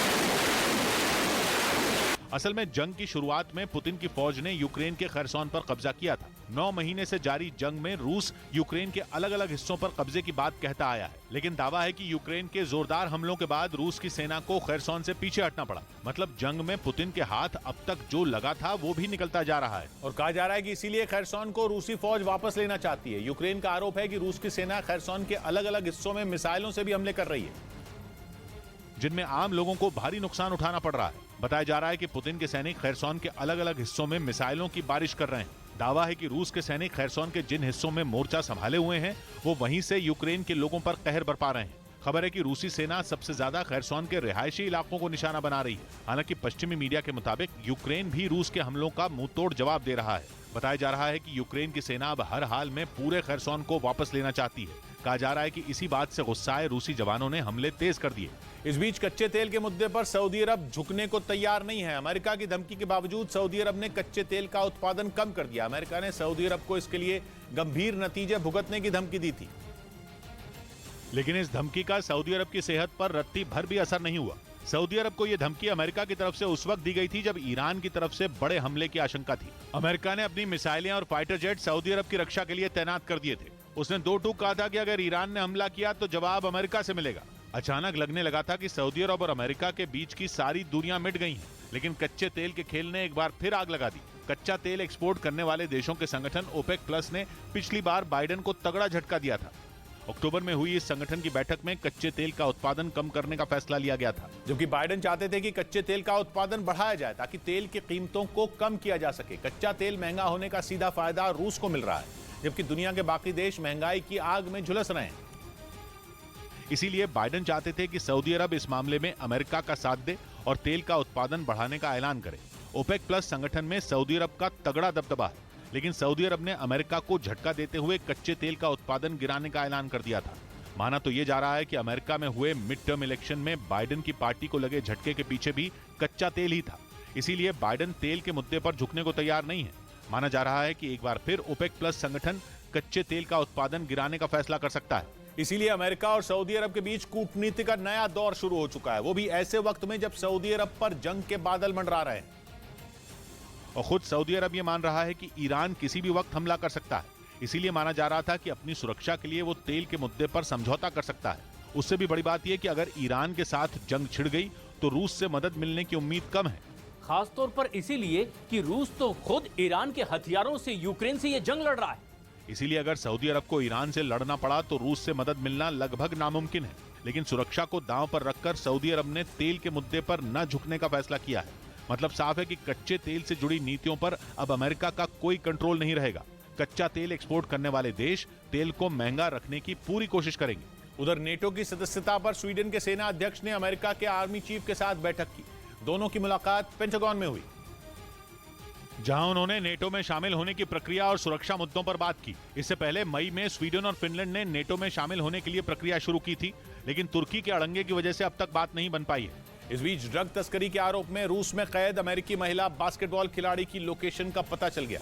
खबर है कि वो रूस की एक जेल में अपनी सजा काट रही हैं, जिसकी जानकारी उनके वकील ने दी। रूस की अदालत ने अमेरिकी खिलाड़ी ब्रिटनी ग्राइनर को ड्रग तस्करी के जुर्म में 9 साल की सजा सुनाई है, जिनको छुड़ाने में अमेरिका जुटा हुआ है। पिछले दिनों ऐसी खबरें थी कि उनकी लोकेशन का पता नहीं चल पा रहा है। उधर यूक्रेन की सेना ने दावा किया कि उसके स्नाइपर ने रूस के 2 सैनिकों को एक गोली से ही मार गिराया। ज़ेलेंस्की की फौज की तरफ से इसका एक वीडियो भी जारी किया गया, जिसमें 2 सैनिक एक साथ जमीन पर गिरते नजर आए। सामने आए वीडियो में एक स्नाइपर दुश्मन पर निशाना लगाता दिखाई दिया। जैसे ही उसने गोली चलाई 2 सैनिक ढेर हो गए। बताया गया कि डोनेस्क के एक इलाके में पुतिन के दोनों सैनिक यूक्रेन पर हमले की तैयारी कर रहे थे, लेकिन इससे पहले कि वो अपने मकसद में कामयाब हो पाते, स्नाइपर ने उनका काम तमाम कर दिया। यूक्रेन के मुताबिक स्नाइपर ने 5 रूसी सैनिकों पर निशाना साधा, जिनमें 3 की मौत हुई जबकि 2 घायल हो गए। और पश्चिमी मीडिया का दावा है कि जंग में इसी तरह से यूक्रेन ने अपने कई स्नाइपर मैदान में उतार रखे। बताया जा रहा है कि रूसी सेना पर कहर बरपाने की इन्हें खुली छूट दी गई, ताकि ज्यादा से ज्यादा रूस के सैनिकों को ढेर किया जा सके। बीते कुछ दिनों से यूक्रेन की सेना लगातार अपने स्नाइपरों के दुश्मन को ढेर करने का वीडियो जारी कर रही है। खबर है कि इन वीडियो को देखकर रूस के सैनिकों में खौफ फैल गया है। यूक्रेन का दावा है कि पुतिन के सैनिक उसके स्नाइपरों से बचने के लिए जंगल में छिपने को मजबूर हो गए हैं। बताया जा रहा है कि ज़ेलेंस्की की सेना ने कई स्नाइपर जंग में उतार रखे हैं, जो रूस के जवानों को चुन चुन कर ढेर कर रहे हैं। कहा जा रहा है कि यूक्रेन के स्नाइपरों ने जंग में अब तक रूस के कई सैनिकों को मार गिराया है। इधर रूस ने नए भर्ती हुए सैनिकों को हथियार चलाना सिखाने के बाद उनकी मरम्मत की भी ट्रेनिंग दी। ऐसा इसलिए ताकि युद्ध के मैदान में अगर इनमें खराबी आ जाए तो उनकी तुरंत मरम्मत कर वो दोबारा मोर्चे पर डट जाएं। इस ट्रेनिंग का एक वीडियो भी सामने आया, जिसमें रूस के जवान एक खराब टैंक को खींचते नजर आए, तो कुछ टैंक ट्रॉली में रखकर ले जाते दिखे। खराब हथियारों और वाहनों की मरम्मत में वो दिन रात जुटे हैं, जिसके लिए अलग अलग टीम बनाकर उन्हें कई शिफ्ट में बांटा गया। मरम्मत के काम में जुटे जवानों को रूस ने सबसे पहले उन हथियारों को ठीक करना सिखाया जिनकी जंग में सबसे ज्यादा जरूरत है और जो कम समय में ठीक हो सकते हैं। इसके लिए रूस ने उन्हें हर तरीके के औजार भी मुहैया कराए। इस बीच रूस की सेना ने एक वीडियो जारी किया जिसमें उसके निशाने पर यूक्रेन का मल्टीपल रॉकेट लॉन्चर नजर आया, जिसे बर्बाद करने के लिए रूस ने अपने एक ड्रोन को उसके पीछे लगा दिया, जिसने पहले तो कई किलोमीटर दूर तक बख्तरबंद गाड़ी में लगे यूक्रेन के लॉन्चर का पीछा किया। इसके बाद जैसे ही सही मौका मिला, ड्रोन ने लॉन्चर पर अपना टारगेट सेट किया और बटन दबाते ही उससे एक मिसाइल लॉन्चर की तरफ बढ़ी। इसके बाद जो हुआ, ब्रेक के बाद का साथ देने की वजह से मोल्दोवा को भी रूस के गुस्से का सामना करना पड़ रहा है और वहां के भी 6 शहर पूरी तरह अंधेरे में डूब गए हैं। लेकिन सबसे ज्यादा मुश्किल तो यूक्रेन के उन शहरों को उठानी पड़ रही है जहां पिछले कई दिनों से रूसी मिसाइलें तांडव कर रही हैं। उनके हमले से एक के बाद एक कई शहरों की बत्ती गुल हो गई है। इसे पुतिन का ऑपरेशन ब्लैकआउट कहा जा रहा है। यानी जंग जीतने के लिए पुतिन पूरे यूक्रेन को अंधेरे में डुबो देना चाहते हैं और यही वजह है कि पिछले कुछ रोज से उनकी मिसाइलों का निशाना यूक्रेन के पावर प्लांटों की तरफ हो गया है। रूसी सेना चुन चुनकर उन जगहों को निशाना बना रही है जहां से यूक्रेन को बिजली सप्लाई होती है। उसकी मिसाइलें अलग अलग शहरों में पावर प्लांट पर गिरकर उन्हें तबाह कर रही हैं, जिसकी वजह से यूक्रेन पहली बार ऐसे संकट से जूझ रहा है जैसा उसने पहले कभी नहीं देखा। खुद जेलेंस्की ने ऐलान किया कि यूक्रेन के 1 करोड़ से ज्यादा लोग अंधेरे का सामना कर रहे हैं और यूक्रेन ने इस ब्लैकआउट का एक वीडियो भी जारी किया। दावा किया गया कि कई शहरों के ज्यादातर हिस्सों में बिजली की सप्लाई बंद हो गई। लेकिन ज्यादा परेशानी का सामना कीव समेत यूक्रेन के 4 शहर कर रहे हैं। यूक्रेन ने दावा किया कि इन शहरों में कुछ ही इलाके ऐसे बचे हैं जहां बिजली की सप्लाई की जा रही है। हालांकि बचे हुए हिस्से भी कब अंधेरे में डूब जाएंगे इसके बारे में कहा नहीं जा सकता, क्योंकि रूस ने एक बार फिर अपनी मिसाइलों से वहां पावर प्लांटों को निशाना बनाया। दावा किया गया कि रूस के इन ताजा हमलों ने वहां के बिजली घरों को फिर तगड़ा नुकसान पहुंचाया और एक बार फिर रूस ने इस तरह से हमले किए कि यूक्रेन की चारों दिशाओं में अफरा तफरी मच जाए। रूस ने इस बार जिन शहरों को निशाना बनाया उनमें उत्तर में मौजूद राजधानी कीव पर मिसाइलें दागी गईं। इसके अलावा पश्चिम के विनीचा शहर को भी निशाना बनाया गया, जबकि दक्षिण के ओदेसा और दक्षिण पश्चिम में मौजूद सुमय को भी मिसाइलों की मार से दहला दिया गया। यानी रूस ने इस बार के हमले में भी ये तय कर लिया था कि यूक्रेन का कोई कोना उसकी मार से छूट न जाए, जैसा कि उसने 1 रोज पहले के अटैक में भी किया था। तब रूस की मिसाइलें कीव, ओदेसा और नीप्रो पर बरसी थी। नीप्रो में तो उसने एक मिसाइल फैक्ट्री को ही उड़ा दिया था, जबकि कीव और ओदेसा में बिजली बनाने वाले ठिकानों को ध्वस्त कर दिया गया था। और माना जा रहा है कि रूस के इन ताबड़तोड़ हमलों के पीछे खैरसॉन में मिली हार की बौखलाहट है। कहा जा रहा है कि खैरसॉन में हार की चोट पुतिन बर्दाश्त नहीं कर पा रहे हैं। इसके साथ ही पूर्वी यूक्रेन में भी उनकी सेना बुरी तरह फंस गई है। माना जा रहा है कि इसी वजह से उन्होंने अपनी रणनीति बदल ली है। वो यूक्रेन की सेना के बजाय ऐसी जगहों पर हमले कर रहे हैं जिससे वहां के लोग पस्त हो जाएं। 1 रोज पहले ही वहां भारी बर्फबारी हुई, जिसके बाद वहां का तापमान -10 डिग्री सेल्सियस तक होने का अनुमान जताया गया। और ऐसी हालत में अगर बिजली ही नहीं रही तो फिर यूक्रेन के लोगों पर ठंड का कहर टूट पड़ेगा। हालांकि जेलेंस्की ने बिजली की सप्लाई में जल्द सुधार का भरोसा दिया। Зараз засуджені виконавці і забезпечена основа. लेकिन माना जा रहा है कि रूस अगर ऐसे ही हमले करता रहा तो आने वाले दिन यूक्रेन के लोगों के लिए किसी बुरे सपने से कम नहीं होंगे। जबकि रूस के पड़ोसी देश मोल्दोवा के लिए तो ये बुरे सपने शुरू भी हो चुके हैं। यूरोप का सबसे गरीब देश माना जाने वाला मोल्दोवा अब तक की सबसे बड़ी त्रासदी झेल रहा है। वहां जून से ही शुरू हुए गैस के संकट के बाद अब बिजली की भारी कमी भी हो गई है और इसके पीछे की वजह भी रूस ही है, क्योंकि यूक्रेन के पावर प्लांटों पर हमले के बाद मोल्दोवा को वहां से बिजली सप्लाई पर बड़ा असर पड़ा है। मोल्दोवा भी कभी सोवियत संघ का हिस्सा हुआ करता था, लेकिन जून में जैसे ही उसने यूरोपियन यूनियन की सदस्यता के लिए अप्लाई किया, रूस उसका दुश्मन बन बैठा और उसने तुरंत मोल्दोवा को गैस की सप्लाई रोक दी। इतना ही नहीं, मोल्दोवा पर दोहरी मार तब पड़ी जब विद्रोहियों के कब्जे वाले उसके हिस्से ट्रांसनिस्ट्रिया से उसे बिजली मिलनी बंद हो गई। ट्रांसनिस्ट्रिया में वहां का बड़ा पावर प्लांट है। मोल्दोवा को इस मुश्किल से निकालने के लिए यूरोपियन यूनियन ने $260 मिलियन यानी भारतीय रुपयों में 2000 करोड़ की मदद भी की। लेकिन यूक्रेन पर लगातार हो रहे हमलों के बाद डर है कि सर्दियों में मोल्दोवा के 25 लाख लोगों को बिना बिजली के गुजारा करना होगा।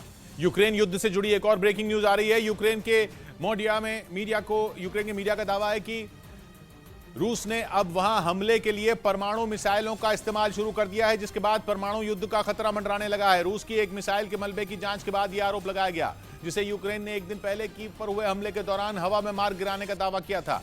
आरोप है कि रूस ने हमले से पहले इस क्रूज मिसाइल से परमाणु बम को निकाल दिया था, जिसे परमाणु हमले के लिए रूस की बड़ी तैयारी के तौर पर देखा जा रहा है।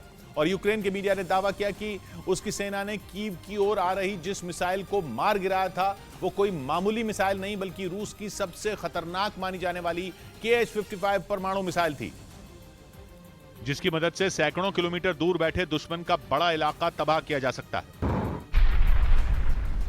यानी अगर रूस ने इस मिसाइल को परमाणु बम लोड करके दाग दिया तो फिर यूक्रेन में तबाही मचनी तय थी और इसीलिए यूक्रेन इस बात से खौफ में है कि खैरसोन का बदला लेने के लिए पुतिन उसके कई इलाकों को हमेशा के लिए बर्बाद कर सकते हैं, क्योंकि रूस पर जिस KH-55 क्रूज मिसाइल से हमला करने का आरोप लग रहा है उसकी मदद से 200 किलोटन की क्षमता वाला परमाणु बम दागा जा सकता है और इसकी रेंज करीब 3000 किलोमीटर है। यानी सिर्फ यूक्रेन ही नहीं, जंग में उसकी मदद कर रहे यूरोप के देश भी इस मिसाइल के हमले की जद में हैं, क्योंकि यूक्रेन के साथ साथ पूरी दुनिया ने देखा था कि क्राइमिया के कर्च ब्रिज पर हमले के बाद क्या हुआ था। पुतिन ने उस पुल पर हुए धमाके का ऐसा बदला लिया था कि यूक्रेन के 7 शहर कांप उठे थे और कीव पर बरसी मिसाइलों ने भयानक तबाही मचाई थी।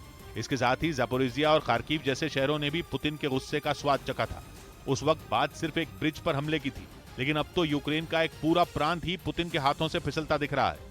इसी वजह से यूक्रेन को इस बात का डर सता रहा है कि खैरसोन का बदला लेने के लिए पुतिन परमाणु हमले की तैयारी में जुट गए हैं, जिसके लिए उनकी सेना ने अपने जखीरे में मौजूद परमाणु मिसाइलों की ताकत को परखना शुरू कर दिया।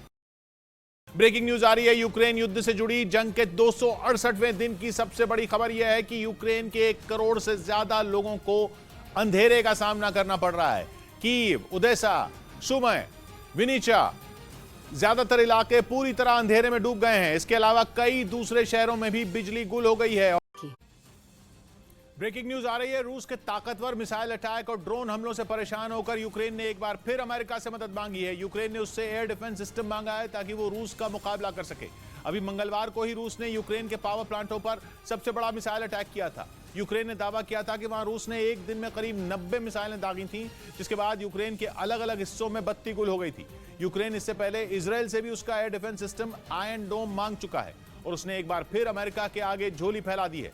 लेकिन जेलेंस्की को अमेरिका का कोई आम एयर डिफेंस सिस्टम नहीं चलेगा, बल्कि उनकी नजर खासतौर पर अमेरिका के पेट्रियट मिसाइल डिफेंस सिस्टम पर है। यूक्रेन ने अमेरिका को अपनी जरूरत के हथियारों की जो लिस्ट सौंपी है उसमें पेट्रियट सिस्टम का नाम टॉप पर है, क्योंकि यूक्रेन को उम्मीद है कि पेट्रियट सिस्टम उसे मिलते ही वो रूस को अपने यहां से दुम दबाकर भागने को मजबूर कर देगा।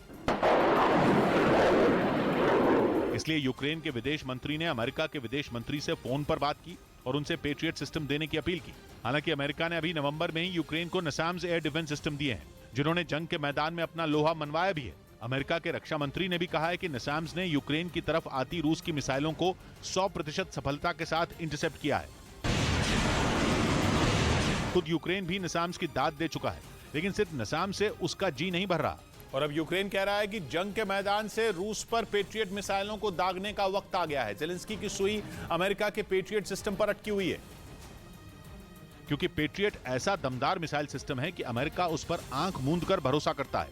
पेट्रियट की अहमियत इसी बात से समझी जा सकती है कि वो अमेरिकी सेना का मुख्य एयर और मिसाइल डिफेंस सिस्टम है।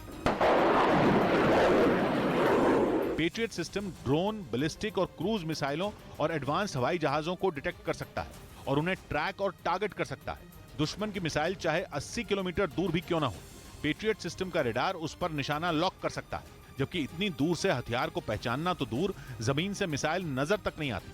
लेकिन पेट्रियट के लिए यह बाएं हाथ का खेल है, क्योंकि वो लंबी रेंज का सिस्टम है। रक्षा विशेषज्ञों का मानना है कि अगर यूक्रेन को पेट्रियट मिल गया तो रूस उस पर हवाई हमले करने से पहले 10 बार सोचेगा। इसी वजह से यूक्रेन फरवरी में जंग की शुरुआत के बाद से कई बार अमेरिका से उसका पेट्रियट मिसाइल सिस्टम मांग चुका है, लेकिन अमेरिका राजी नहीं हुआ। अगर अमेरिका ने यूक्रेन को अपना यह हथियार दे दिया तो इसका मतलब होगा सीधे सीधे पुतिन से भिड़ना, क्योंकि अमेरिका का मानना है कि यूक्रेन पेट्रियट सिस्टम को मेंटेन नहीं कर पाएगा। उसे चलाना अकेले यूक्रेन के बस की बात नहीं, इसलिए उसकी तैनाती और ऑपरेशन के लिए अमेरिका के सैनिकों को खुद यूक्रेन जाना पड़ेगा। और अगर अमेरिका के एक भी सैनिक ने यूक्रेन की जमीन पर कदम रखा तो पूरी दुनिया पुतिन का वो रौद्र रूप देखेगी कि तबाही के रिकॉर्ड टूट जाएंगे। फिर अमेरिका के पास बहुत सारे पेट्रियट सिस्टम मौजूद भी नहीं। यूरोप, पश्चिम एशिया और प्रशांत महासागर के इलाके में अमेरिका ने अपने कई साथी देशों को पेट्रियट सिस्टम दिया हुआ है, इसलिए इसकी उम्मीद कम है कि अमेरिका पेट्रियट सिस्टम यूक्रेन को देगा। यह बात रूस भी अच्छी तरह जानता है, इसलिए वो धड़ल्ले से अपनी हवाई ताकत बढ़ाने में लगा है। और रूस की वायुसेना को सुखोई 34 बॉम्बर का नया बैच डिलीवर हो चुका है, यानी यूक्रेन पर अब बमों का पहाड़ टूटने वाला है, जिसकी वजह से उसकी सांसें अटकी हैं। Su-34 बॉम्बर कई तरह के रॉकेटों और बमों से लैस है। उसकी एक मिसाइल 250 किलोमीटर की दूर से एक मीडियम साइज के जहाज को समंदर में डुबो सकती है। इस बीच रूस की सेना ने एक वीडियो जारी किया जिसमें उसके निशाने पर यूक्रेन का मल्टीपल रॉकेट लॉन्चर नजर आया, जिसे बर्बाद करने के लिए रूस ने अपने एक ड्रोन को उसके पीछे लगा दिया, जिसने पहले तो कई किलोमीटर दूर तक बख्तरबंद गाड़ी में लगे यूक्रेन के लॉन्चर का पीछा किया। इसके बाद जैसे ही सही मौका मिला, ड्रोन ने लॉन्चर पर अपना टारगेट सेट किया और बटन दबाते ही उससे एक मिसाइल लॉन्चर की तरफ बढ़ी, जिसके जमीन को छूते ही वहां एक जबरदस्त धमाका हुआ। दावा किया गया कि यूक्रेन इस लॉन्चर के जरिए रूस के सैनिकों पर ताबड़तोड़ वार कर रहा था, जिसे तबाह करने के लिए रूस की सेना ने यह ड्रोन अटैक किया। उधर कुछ दिन पहले पश्चिम एशिया में अमेरिका के ठिकानों पर हुए हमलों ने बाइडेन की चिंता बढ़ा दी। कुछ दिन पहले ही खबर आई थी कि सीरिया में अमेरिका के सैन्य ठिकाने पर आग लग गई और कहा गया कि आग ड्रोन अटैक की वजह से लगी। खबर यह भी आई ड्रोन ईरान ने भेजा था और उसी ने दक्षिण पूर्वी सीरिया में अमेरिका के अल तन्फ मिलिट्री बेस के पास हमला किया था, जिसके बाद खबर आई कि ओमान की खाड़ी में भी अमेरिका की एक शिप पर हमला हुआ है और अमेरिका का अंदाजा है कि दोनों हमले ईरान ने किए और अपने आत्मघाती ड्रोन शाहिद 136 से किए। ये दावा अमेरिका की सेंटकॉम एजेंसी ने किया और ईरान के ड्रोन शाहिद 136 से जुड़ा लंबा चौड़ा बयान जारी किया, जिसमें एजेंसी ने दावा किया कि ईरान ने अपने ड्रोन से अमेरिका के एक ऐसे जहाज को नुकसान पहुंचाया जिससे तेल जा रहा था, क्योंकि यह हमला उसी तरह का था जिस तरह से यूक्रेन में किया जा रहा है। यानी अमेरिकी एजेंसी सेंटकॉम ईरान के आत्मघाती ड्रोन पर नजर रख रही है, खासकर उसके यूक्रेन में इस्तेमाल के बाद, क्योंकि यूक्रेन में रूस का पलड़ा इस समय शाहिद 136 की वजह से ही भारी है। अमेरिकी एजेंसी सेंटकॉम का काम पश्चिम एशिया पर नजर रखना है, जिसमें कई नेता और अधिकारी शामिल हैं जो पश्चिम एशिया में अमेरिका के दुश्मनों की हर हरकत पर खास ध्यान रखते हैं। और इस एजेंसी का कहना है कि ईरान लगातार वहां पर अमेरिका को नुकसान पहुंचाने की कोशिश कर रहा है। वैसे कुछ हफ्ते पहले ईरान ने खुद कहा था कि वो पश्चिम एशिया में अमेरिका और इजरायल के ठिकानों को निशाना बनाएगा और अब अमेरिकी एजेंसी भी यही दावा कर रही है। वैसे ये पहली बार नहीं है जब ईरान पर सीरिया में अमेरिका को नुकसान पहुंचाने का आरोप लगा है। अमेरिका के सैनिक सीरिया में ISIS के आतंकियों को मारने के नाम पर रह रहे हैं, लेकिन ईरान कहता है कि वो इजरायल की मदद करते हैं और वहां पर ईरान की जड़ों को कमजोर करने में जुटे हुए हैं और इसीलिए ईरान और अमेरिका की दुश्मनी बढ़ती जा रही है। इस आग में ईरान के आत्मघाती ड्रोन ने घी डालने का काम किया है, क्योंकि उसने अपने ये ड्रोन रूस को दे दिए, जिसने अमेरिका के जानी दुश्मन रूस को ईरान का दोस्त बना दिया। इधर व्लादिमीर जेलेंस्की के शांति प्रस्ताव ने यूक्रेन की आग में और घी डाल दिया। जेलेंस्की की सख्त शर्तों ने पुतिन को इतनी बुरी तरह भड़का दिया कि रूस ने ऐलान किया कि वो यूक्रेन से अपनी जंग जारी रखेगा। बात यह है कि जेलेंस्की ने शर्त रखी है कि वो रूस से तभी बात करेंगे जब पुतिन वहां सत्ता से बेदखल हो जाएंगे। इसी बात ने पुतिन को आग बबूला कर दिया और रूस ने दो टूक कहा कि जंग तो अब नहीं थमेगी। इतना ही नहीं, रूस ने यूक्रेन पर अपने ताबड़तोड़ मिसाइल हमलों का ठीकरा भी जेलेंस्की की शर्तों पर ही फोड़ दिया। व्लादिमीर जेलेंस्की ने कहा था कि जब रूस ने यूक्रेन पर पब्लिक वॉर छेड़ी हुई है तो फिर उससे जंग रोकने की बातचीत भी बंद कमरे में नहीं बल्कि दुनिया के सामने ही होगी। जेलेंस्की की इस शर्त को रूस ने एकदम बेतुका बताया और पुतिन के प्रवक्ता दिमित्री पेस्कोव ने कहा कि पहले यूक्रेन बातचीत करता है, फिर वो बातचीत से इनकार कर देता है, इसके बाद यूक्रेन दोबारा बातचीत के लिए राजी हो जाता है, लेकिन दुनिया के सामने बातचीत की मांग करता है। इंडोनेशिया में हुई G20 समिट में भी जेलेंस्की ने वीडियो कॉन्फ्रेंसिंग के जरिए अपना शांति प्रस्ताव दुनिया के सामने रखा था। तब रूस के विदेश मंत्री सर्गेई लावरोव भी वहां मौजूद थे और उन्होंने तभी बिल्कुल साफ साफ कह दिया था कि जेलेंस्की बैठकर मसला हल करना ही नहीं चाहते, क्योंकि उनकी शर्तें ऐसी हैं जो मानी नहीं जा सकती। वहीं यूरोपियन यूनियन यूक्रेन के शांति प्रस्ताव का समर्थन कर रहा है। उसका कहना है कि क्योंकि रूस ने यूक्रेन पर हमला किया है, इसलिए शांति तभी आ सकती है जब पहले वो पीछे हटे। उधर खबर है कि यूक्रेन की फौज के लिए स्टारलिंक का इंटरनेट एक बार फिर बेहद अहम साबित होने वाला है। स्टारलिंक की फंडिंग पर चल रहे विवाद के बीच खेरसॉन में 2000 से ज्यादा नए टर्मिनल भेज दिए गए हैं, जिनके जरिए खेरसॉन में मौजूद यूक्रेन की फौज अपनी अगली रणनीति बना पाए।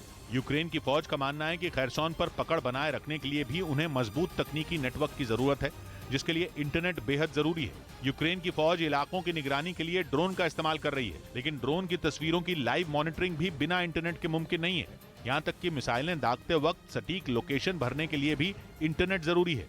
सबसे अहम बात यह कि यूक्रेन को अमेरिका, यूरोप और नेटो में अपने सहयोगियों से संपर्क करने के लिए भी इंटरनेट जरूरी है। माना जा रहा है कि इलॉन मस्क ने यूक्रेन की फौज को हर मुमकिन मदद देने का भरोसा दे दिया है। मतलब ये कि अमेरिका या नेटो की तरफ से पैसा मिले या न मिले, इंटरनेट बंद नहीं होगा। लेकिन अब यूक्रेन में ही लोगों ने स्टारलिंक की सेवाओं पर सवाल उठाने शुरू कर दिए हैं।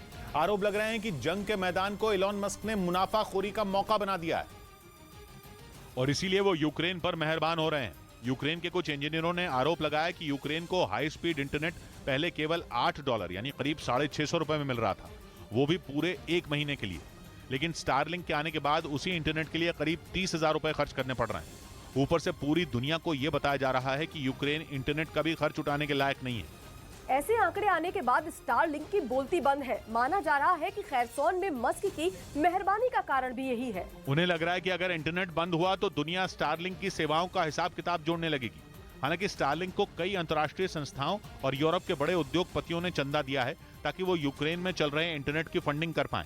लेकिन स्टारलिंक ने अब तक उस चंदे की रकम का भी कोई हिसाब दुनिया के सामने नहीं रखा। इस बीच खबर है कि चीन को काबू करने के लिए अमेरिकी सांसदों ने राष्ट्रपति बाइडेन से सख्त कदम उठाने की अपील की।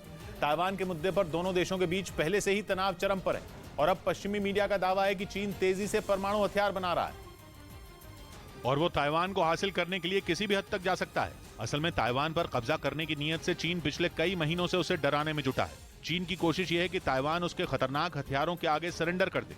लेकिन शी जिनपिंग इसलिए बौखलाए हुए हैं क्योंकि ताइवान के आगे अमेरिका ढाल बनकर खड़ा है और वो कई बार चीन को चेतावनी दे चुका है कि अगर गलती से भी उसने ताइवान पर हमला किया तो उसकी ईंट से ईंट बजा दी जाएगी। मतलब ये कि अगर चीन ने ताइवान पर हमला किया तो उसे सीधे सीधे अमेरिका से जंग लड़नी होगी, जो मिसाइलों और हथियारों के मामले में चीन से ताकतवर माना जाता है। और दावा किया जा रहा है कि इसी वजह से चीन अमेरिका को टक्कर देने के लिए तेजी से परमाणु हथियार बनाने में जुटा है। और इसी बात ने अमेरिका की परेशानी बढ़ा दी है। उसकी चिंता का कारण यह है कि चीन न सिर्फ परमाणु ताकत बढ़ा रहा है बल्कि वो प्रशांत महासागर में भी अपनी दादागिरी दिखाने से बाज नहीं आ रहा। और इसके लिए चीन ताइवान के पास समंदर में लगातार मिलिट्री ड्रिल कर रहा है। ताकतवर बैलिस्टिक मिसाइलें दागने से भी वो नहीं चूक रहा। और तो और चीन अमेरिका को अपनी ताकत दिखाने के लिए घातक हथियारों का परीक्षण तक कर रहा है। इसी वजह से चीन की आक्रामकता को काबू करने के लिए या यूं कहें कि चीन से निपटने के लिए अमेरिकी सांसद जिम रैश और मिट रोमनी ने राष्ट्रपति बाइडेन को चिट्ठी लिखी, जिसमें उन्होंने चीन के खिलाफ रणनीति बनाने के साथ सख्त कदम उठाने की अपील की।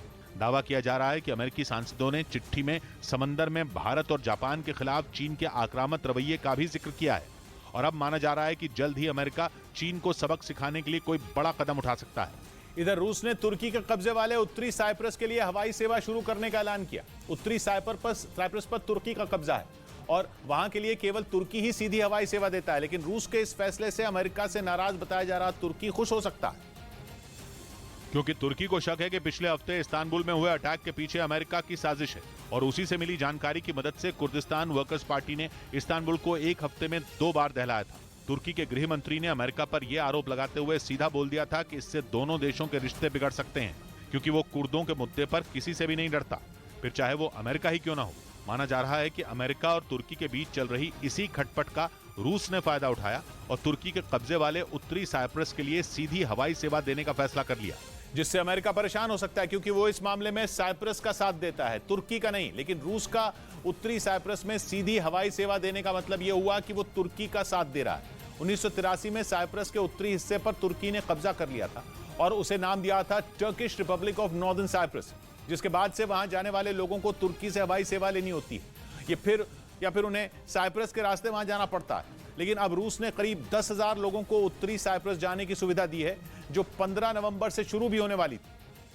लेकिन तकनीकी परेशानियों की वजह से इसे 2023 तक टाल दिया गया। लेकिन यह तो पक्का है कि रूस वहां अपने यात्री विमान भेजेगा, जिससे वहां पर अमेरिका की पकड़ कमजोर होगी। क्योंकि इस बात से तुर्की खुश होगा, क्योंकि अमेरिका साइप्रस सरकार के साथ है और उत्तरी साइप्रस को दोबारा साइप्रस में शामिल करने में उसकी मदद कर रहा है। वो साइप्रस के साथ मिलकर ज्वाइंट मिलिट्री ड्रिल भी करता है। और ये बात तुर्की को फूटी आंख नहीं सुहाती, क्योंकि अमेरिका उसके 2 दुश्मनों साइप्रस और ग्रीस का साथ देता है। और पुतिन इसी बात का फायदा उठाने के मूड में है, क्योंकि रूस चाहता है कि भूमध्य सागर के पूर्वी हिस्से में उसकी ताकत बढ़े। रूस का सीरिया की सरकार का साथ देना भी उसकी इसी रणनीति का हिस्सा माना जाता है, क्योंकि समंदर के इस हिस्से में नेटो देशों, खासकर अमेरिका का दबदबा है, जिसे रूस कम करना चाहता है। हालांकि रूस की यह रणनीति ग्रीस में काम नहीं आई, लेकिन पुतिन ने तुर्की से नजदीकी बढ़ाकर उसकी भरपाई कर दी और उत्तरी साइप्रस को सीधी हवाई सेवा देने का ऐलान करके उन्होंने यह भी साबित कर दिया कि वो Turkish Republic of Northern Cyprus को मान्यता देने के मूड में है, क्योंकि अब तक केवल तुर्की ही उसके अस्तित्व को मानता है और उत्तरी साइप्रस को साइप्रस से अलग बताता है। लेकिन बाकी देश उसे अब भी साइप्रस का ही हिस्सा मानते हैं। लेकिन इस बार पुतिन ने तुर्की को खुश करने के लिए ऐसी चाल चली है कि अमेरिका देखता रह जाएगा, क्योंकि जब से उत्तरी साइप्रस पर तुर्की का कब्जा हुआ है, उस पर कई तरह के बैन लग गए, जिसका सबसे ज्यादा असर वहां के पर्यटन पर पड़ा। लेकिन रूस के 10,000 पर्यटकों के वहां जाने से उत्तरी साइप्रस की खस्ताहाल पर्यटन सेवा फिर से खड़ी हो सकती है, जिससे वहां के लोग तो खुश होंगे ही, तुर्की और रूस की दोस्ती और गहरी हो जाएगी। उधर इराक ने तुर्की पर कुर्दिस्तान में गिराए गए केमिकल बमों के आरोप की जांच करने का फैसला किया, जिसके लिए इराक की संसद ने विशेष जांच समिति का गठन भी किया है, जिसमें रक्षा मंत्रालय समेत संसद की सुरक्षा समिति और विदेश मंत्रालय के अधिकारियों को शामिल किया गया। ये कमेटी अपनी जांच रिपोर्ट सुरक्षा परिषद को सौंपेगी। इसी साल अक्टूबर में इराक की सेना ने एक वीडियो जारी कर तुर्की पर केमिकल हमले का इल्जाम लगाया था। इस बीच पश्चिमी मीडिया ने दावा किया कि पुतिन रूस से भागने की फिराक में है, जिसके लिए उन्होंने अफ्रीकी देश में अपनी संपत्ति का एक बहुत बड़ा हिस्सा छिपा दिया है, ताकि जरूरत पड़ने पर वो रूस से भागकर अफ्रीका में अपना ठिकाना बना सकें। पश्चिमी मीडिया को शक है कि सेंट्रल अफ्रीकन रिपब्लिक के राष्ट्रपति से पुतिन की मुलाकात इसी वजह से हुई, जिसके बाद पुतिन ने वहां करीब 1 लाख करोड़ रुपए छिपाए हैं। हालांकि रूस का दावा है कि पश्चिमी मीडिया का आरोप बेबुनियाद है। राष्ट्रपति फौस्टैन ओस्कान तुआदेरा से मिलकर पुतिन ने दोनों देशों के बीच कारोबार बढ़ाने और यूक्रेन में जारी जंग में समर्थन देने की मांग की। लेकिन रूस के टेलीग्राम चैनल का दावा है कि पुतिन ने अफ्रीकी देश के राष्ट्रपति को उनकी वफादारी साबित करने के लिए बुलाया था, जिसमें वो खरे उतरे। यही वजह है कि पुतिन ने इतनी भारी भरकम रकम उनके देश में छिपाने पर हामी भरी, ताकि अगर रूस पर हमला हो तो वो अपने परिवार और करीबी लोगों के साथ वहां शरण ले सकें। वहीं पुतिन के इस फैसले के पीछे की एक वजह उनकी तबीयत को भी माना जा रहा है। दावा है कि पुतिन कैंसर की बीमारी से जूझ रहे हैं, जिसके बाद उन्हें अपने परिवार की चिंता सताने लगी। दावा किया जा रहा है कि पुतिन अपनी अकूत संपत्ति को रूस के बजाय दूसरे देशों में छिपाना चाहते हैं, ताकि उनके परिवार को कोई परेशानी न झेलनी पड़े। रूस के एक टेलीग्राम चैनल के मुताबिक पुतिन कई दिनों से जानलेवा खांसी से परेशान है, जिसकी वजह से उन्हें सेना के कमांडर सर्गेई सुरोविकिन के साथ जारी बैठक को बीच में ही रोकना पड़ा। हालांकि पुतिन के करीबियों ने इस बात से साफ इनकार कर दिया। उन्होंने आरोप लगाया कि पश्चिमी मीडिया जानबूझकर पुतिन को कमजोर दिखाने की कोशिश में है, ताकि रूस के दुश्मनों को जंग में इसका फायदा मिल सके। इधर खबर है कि रूस और यूक्रेन से पोप फ्रांसिस ने बातचीत का रास्ता अपनाकर जंग को खत्म करने की बात कही, जिसमें उन्होंने मदद की भी पेशकश की। एक अखबार को दिए इंटरव्यू में उन्होंने साफ किया कि दोनों देशों के बीच सुलह संभव है, इसीलिए वो उनके बीच मध्यस्थ बनने के लिए तैयार हैं। पोप फ्रांसिस ने कहा कि बातचीत से ही दोनों देशों के बीच चल रही जंग का समाधान हो सकता है। उधर दावा किया गया कि रूस की बरसाई मिसाइलों का बदला यूक्रेन ने ले लिया। कीव के आसपास किए हमलों के जवाब में जेलेंस्की की फौज ने रूस के कमांड सेंटर पर हमला बोल दिया और धमाके कर उनमें 3 फौजी अड्डों को तबाह कर दिया। इसके अलावा यूक्रेन के निशाने पर रूस के हथियार डिपो भी थे, जिन्हें कंधे पर रखकर दागी गई मिसाइलों की मदद से यूक्रेन के सैनिकों ने बर्बाद कर दिया। दावा है कि ये वही सैन्य अड्डे थे जहां से कुछ दिन पहले रूस ने दनादन मिसाइलें दागी थी, जिनसे सारा यूक्रेन दहल उठा था। दावा है कि इसी का बदला लेने के लिए जेलेंस्की के सैनिकों ने रूस के सैन्य अड्डों पर मिसाइलें दागी, जिनमें रूस की क्रूज मिसाइलें, कई मिसाइल लॉन्चर और ईरान से मिले शाहिद 136 ड्रोन तबाह हो गए। हालांकि रूस का दावा है कि उसने इसके जवाब में यूक्रेन पर एक और हमला किया। इस बार उसके निशाने पर निकोपोल शहर था, जहां रूस के मल्टीपल रॉकेट लॉन्चर ने ऐसी तबाही मचाई कि वहां की बिल्डिंगें मलबे के ढेर में बदल गईं। रूस के एक टेलीग्राम चैनल के मुताबिक निकोपोल पर रात में अंधाधुंध मिसाइल अटैक हुए, जिनसे वहां मौजूद करीब 40 इमारतें ध्वस्त हो गईं। दावा है कि रूस के निशाने पर वहां के सोलर प्लांट भी थे, जिनके तबाह होते ही पूरा का पूरा शहर अंधेरे में डूब गया। यूक्रेन के मुताबिक इस हमले में किसी की जान नहीं गई, लेकिन इलाके में जबरदस्त दहशत फैल गई।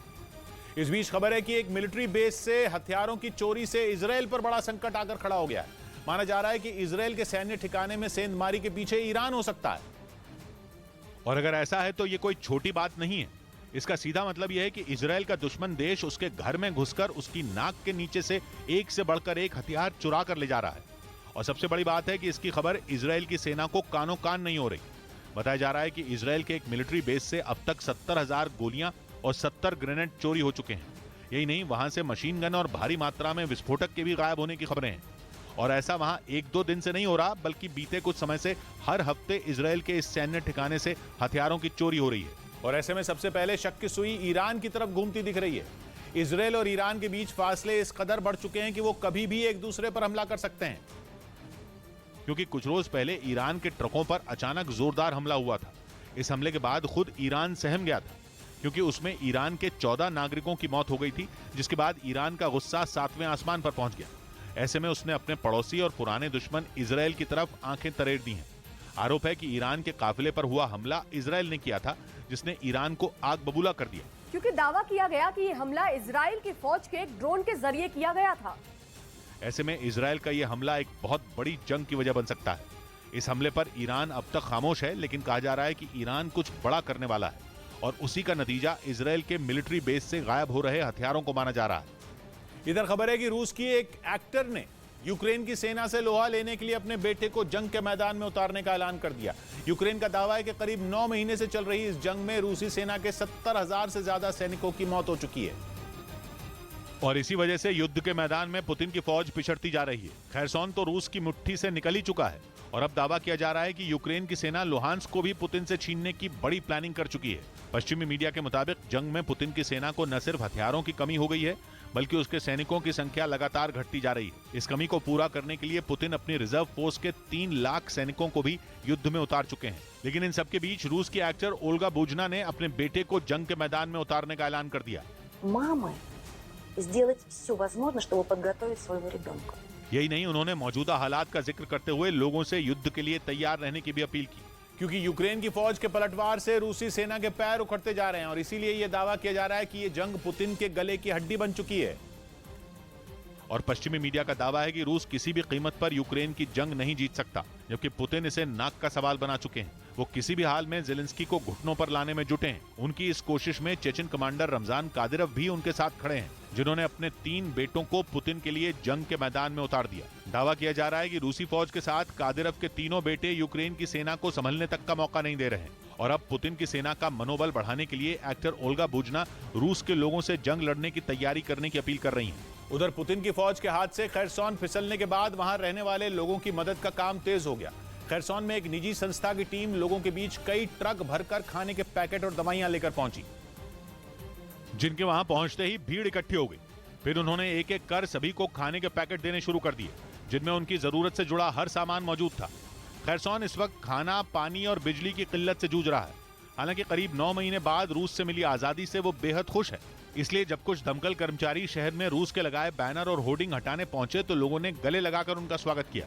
इस बीच यूक्रेन के मीडिया ने दावा किया कि बेलारूस ने गोले और मल्टीपल रॉकेट लॉन्चर बनाने का काम तेज कर दिया। बताया जा रहा है कि जंग लंबी खिंचने की वजह से रूस की सेना में हथियारों की कमी हो गई है और यूक्रेन के मीडिया का दावा है कि इसीलिए बेलारूस ने हथियारों को तैयार करने का काम तेज कर दिया। बताया जा रहा है कि पुतिन की सेना अब जंग में पुराने हथियारों का इस्तेमाल कर यूक्रेन से मुकाबला कर रही है। ऐसे में कहा जा रहा है कि बेलारूस जल्द घातक हथियारों को तैयार कर रूस को भेजना चाहता है, ताकि पुतिन के जवान ज़ेलेंस्की की सेना पर कहर बरपाने का कोई मौका न छोड़ें। असल में जंग की शुरुआत से बेलारूस पुतिन के साथ खड़ा है। रूस अपने हजारों सैनिकों को यहां भेजता रहा है। दावा है कि यहीं से यूक्रेन पर रूसी फौज ने भीषण हमले किए हैं, जिनमें ज़ेलेंस्की की सेना को भारी नुकसान उठाना पड़ा है। लेकिन अब पश्चिमी मीडिया का दावा है कि बेलारूस में भी पुतिन के सैनिक हथियारों की कमी से परेशान हैं। कहा जा रहा है कि इसीलिए वो हर हाल में हथियारों की कमी को पूरा करना चाहता है, ताकि रूस के सैनिक कमजोर ना पड़े। यूक्रेन के मीडिया के मुताबिक बेलारूस जल्द मल्टीपल रॉकेट लॉन्चर तैयार कर पुतिन की सेना को दे सकता है, क्योंकि दावा है कि रूसी सेना में रॉकेट लॉन्चर की कमी हो गई है। बताया जा रहा है कि पश्चिमी देशों से मिले आधुनिक हथियारों से यूक्रेन की सेना रूस की फौज पर जोरदार हमले कर रही है। लेकिन खबर है कि हथियार न होने से पुतिन के जवान कमजोर पड़ रहे हैं। यूक्रेन की सेना का दावा है कि वो रूसी फौज पर इतने भीषण हमले कर रही है कि वो पीछे हटने को मजबूर हो गई। बचेगी न गंगा गोरैया बचेगी, बचेगी न गंगा गोरैया बचेगी, बचेगी न मोहन की गैया बचेगी। सुदेशी के जब से विदेशी के धन से न पिंजरे की सोनल चिरैया बचेगी। 100 बात की एक बात कही आर्य ने, किए जा रहे तुम तो जंगल सफाया, न छतनार छितवन की छैया बचेगी। बचेगी न इज्जत कोई कुछ भी कर ले, बचेगी तो बस थू थू थैया बचेगी। मिलते हैं सोमवार को। घड़ी जब इशारा करेगी 9 बजे रात का, वक्त फिर होगा 100 बात की एक बात का।